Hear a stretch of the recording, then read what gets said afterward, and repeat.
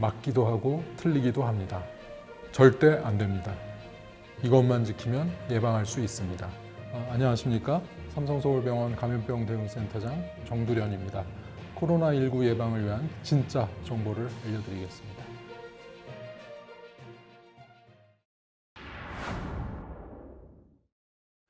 감기부터 폐렴까지 유발하는 호흡기 바이러스인데 2019년 말 중국 우한에서 시작되어 빠른 속도로 전 세계로 확산되고 있는 신종 코로나 바이러스입니다. 틀린 말입니다. 환경에서 얼마나 오래 생존할 수 있을지 아직 연구된 바가 없습니다. 공기 중에서 일반적인 코로나 바이러스는 단독으로 오래 생존하지 못하는 것으로 알려져 있고요. 다만 2002년도에 유행했던 그 사스 코로나 바이러스 같은 경우에는 환경 표면에 오염된 가래나 대변과 같은 체액 속에서 수일 동안 생존하는 것으로 연구 결과가 나온 바 있어서 유의할 필요가 있겠습니다. 우리나라의 경우에 그 확진자의 40% 이상이 2030 세대이고 특히 20대 감염자가 가장 많습니다. 새로운 변종 바이러스이기 때문에 면역력이 없다고 봐야 될 것 같고요. 현재까지 국내에서 사망은 고령층이나 기저질환이 있는 사람에서 주로 발생하고 있지만 건강한 젊은 성인도 안심해서는 안 됩니다. 백신이 현재 없는 상태인데 그 백신 개발을 해서 실제 사용을 하기 위해서는 최소한 1년 이상이 걸릴 것으로 내다보고 있습니다. 효과적인 치료제도 없는 것으로 알려져 있고요. 따라서 그 면역력을 강하게 잘 유지를 해야만 감염되더라도 좀 가볍게 앓고 지나갈 수 있어서 도움이 되리라 생각을 합니다. 열과 근육통, 기침, 인후통과 같은 감기 증상 외에 폐렴으로 발생하는 경우에는 기침이 점점 심해지고 이제 숨찬 증상을 느끼게 될 텐데요. 이제 흉부 CT 촬영을 해보면 폐렴은 매우 심한데도 불구하고 실제 환자가 느끼는 자각 증상이 심하지 않아서 진단이 좀 늦어졌던 사례들이 있는 것으로 알고 있고요.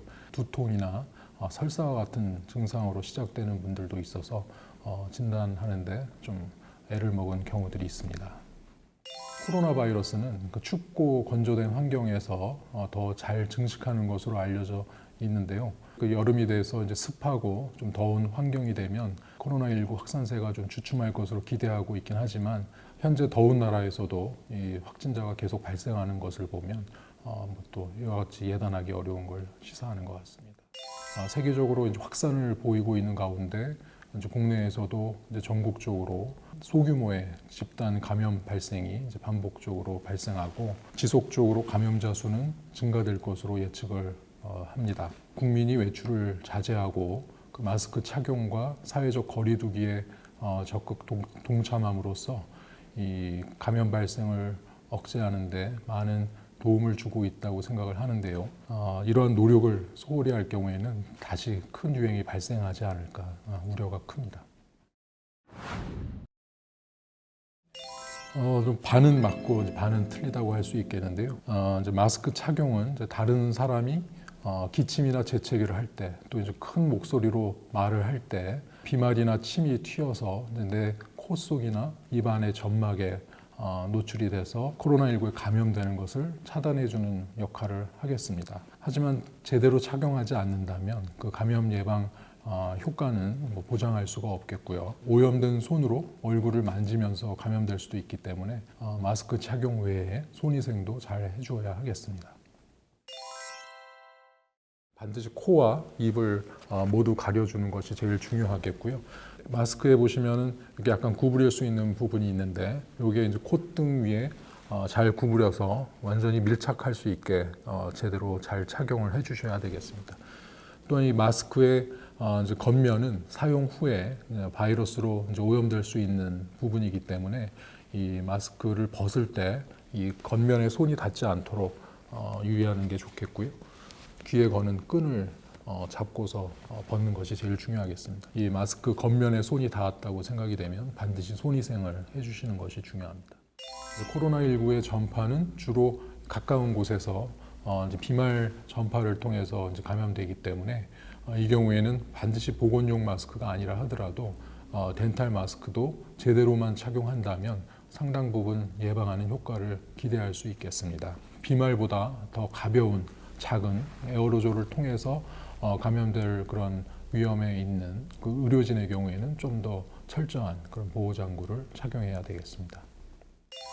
원칙적으로 마스크는 재사용하지 않는 것이 맞습니다. 감염자 바로 근처에서 마스크를 착용한 경우에는 그 마스크에 코로나19 바이러스가 이제 오염되었다고 보셔야 되기 때문에 사용 후 바로 폐기하는 것이 안전하겠습니다. 이제 하지만 최근과 같이 마스크를 구하기 어려운 상황이 된다면 그 마스크가 많이 오염되지 않은 상황에서는 깨끗한 곳에 걸어두었다가 재사용하는 것도 어쩔 수 없는 선택이라고 할 수 있겠습니다. 대부분은 의학적으로 그 효과가 검증되지 않은 정보입니다. 규칙적인 적당한 운동과 충분한 수면과 휴식을 취하고 스트레스를 관리하는 그런 방법들이 더 좋은 방법이라고 하겠습니다.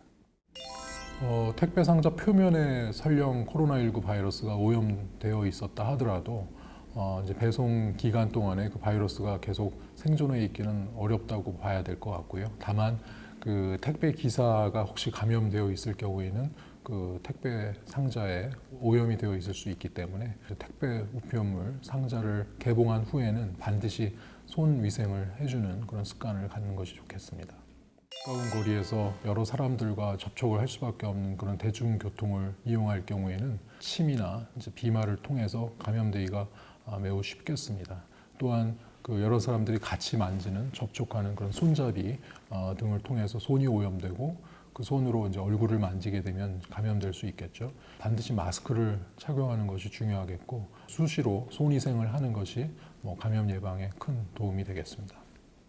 코로나19 감염자의 대변에서도 바이러스가 검출된 바는 있지만 이런 화장실을 통해서 이제 감염 전파가 이루어진 사례는 아직 보고되진 않았습니다. 하지만 2002년 사스 팬데믹 때 그 홍콩의 그 아파트 단지에서 집단 감염 사례가 있었는데요. 변기물을 내릴 때 그 바이러스가 공기 중에 오염이 되고 또 그 하수관에 새는 곳이 생기면서 감염이 전파된 것으로 조사된 바가 있습니다.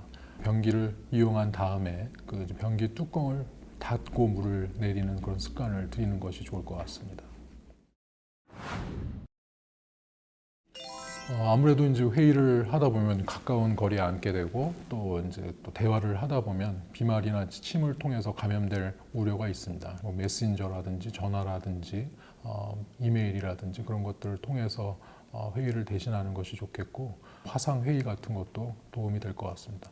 불가피하게 대면 회의를 해야 되는 경우에는 반드시 마스크를 착용하고 가급적 이제 비말 접촉이 잘 이루어지지 않도록 한 2m 이상 떨어진 거리에서 회의를 하도록 이제 자리 배치하는 것이 안전할 것 같습니다.